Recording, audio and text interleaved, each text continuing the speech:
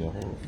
Bonsoir à tous, nous sommes bien dans le hall d'un hôtel, mais il ne s'agit pas de celui de la falaise Bonanjo, mais plutôt du Best Western, situé à quelques mètres seulement de l'aéroport international de Douala. Et pourquoi nous sommes ici? Parce qu'il y a moins de 5 minutes, 5 joueurs, 5 membres des Lions Indomptables sont arrivés ici.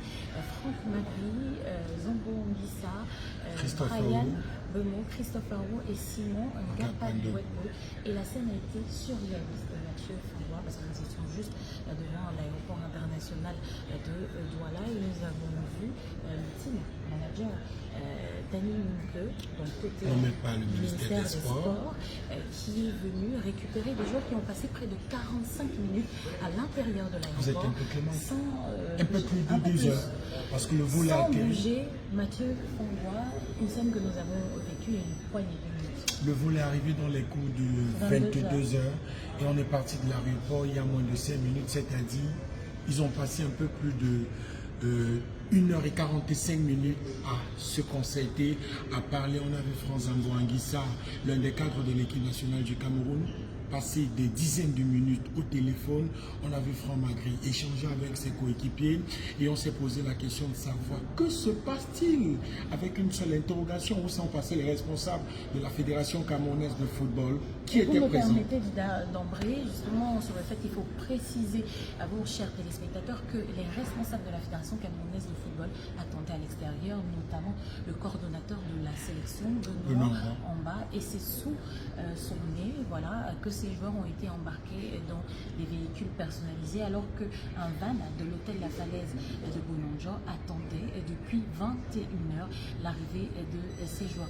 Et il faut dire, Mathieu Fangois a précisé peut-être que selon des sources de bonne foi, des sources dignes de foi, c'est le même scénario qui s'est produit à 17 h avec 3 joueurs qui sont arrivés ici dans la ville de Douala, dont certains étaient même attendus par les membres de famille et qui se sont vus conduire par des responsables du ministère des Sports vers un autre avion à destination de la ville de Yaoundé. Et la grande curiosité, c'est de savoir où est passé visiblement le service protocolaire, le service de sécurité de la Fédération camerounaise de football, pardonnez-moi, Catherine Moukouri, qui répond absent.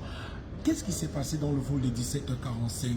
On n'était peut-être pas à l'aéroport, mais on a constaté que le coordonnateur de sélection nationale, Benoît Amba, a pris le van devant nous à l'hôtel La Falaise. Il est allé à l'aéroport international de Douala. Après plus de 2h30, il est revenu à l'aéroport. Il est revenu de l'aéroport international de Douala pour l'hôtel La Falaise, bredouille, sans joueurs, sans bagage, et on se posait la question de savoir que se passe-t-il. On a eu des éléments de réponse justement il y a 2 heures avec cette scène surréaliste avec les 5 joueurs que tu venais de citer et Dani Munke, représentant ou encore coordonnateur de la sélection nationale nommé par le ministère des Sports, sur les yeux impuissants, sur le regard impuissant des responsables de la Fédération camerounaise de football que nous avons rencontré quelques minutes avant la scène, qui nous ont dit on nous a interdit l'accès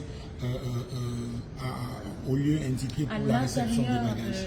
De l'aéroport, et contrairement justement aux responsables du ministère des Sports qui avaient des badges qui étaient bien identifiés, qui leur permettaient d'être un peu plus à l'intérieur de l'aéroport, parce que comme vous pouvez le comprendre certainement, il y a des zones où le public ou bien si vous n'êtes pas accrédité, vous n'avez pas accès.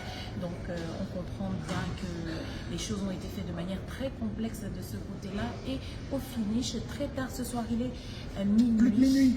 Il est minuit, à ma montre, Mathieu Fangois, les 5 joueurs qui sont arrivés ici à 22 h ont trouvé comme hôtel, bref, comme tanière dans la ville de Douala, le Best Western et non l'hôtel La Falaise de Bonanjo. Depuis justement le Best Western, nous étions Henri China, Mathieu Fangois et Catherine Moukouri pour Canal 2 International.